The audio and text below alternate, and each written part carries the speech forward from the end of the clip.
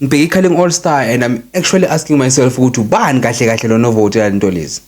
Ubani ovotela into lezi? Is it us ama-fans or is it the management lapha ehleli lapha yana i-Black Label evotela ama-players ozodlala lapha yana ku-calling Black Label?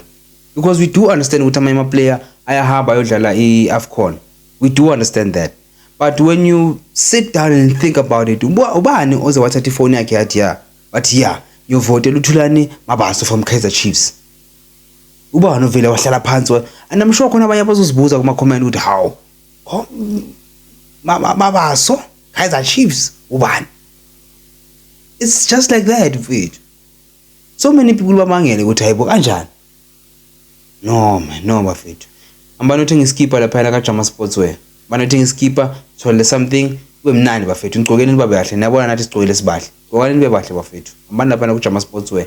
Ngithole something enizoyigcoka bafethu. Na iChristmas sifuna ukubona abantwana benu begcoka into zebhola. Ngithi the first sifuna ukunqamula unyaka into zini zebhola. Sicela nigcokeni bafethu nibonakale nibe bahle.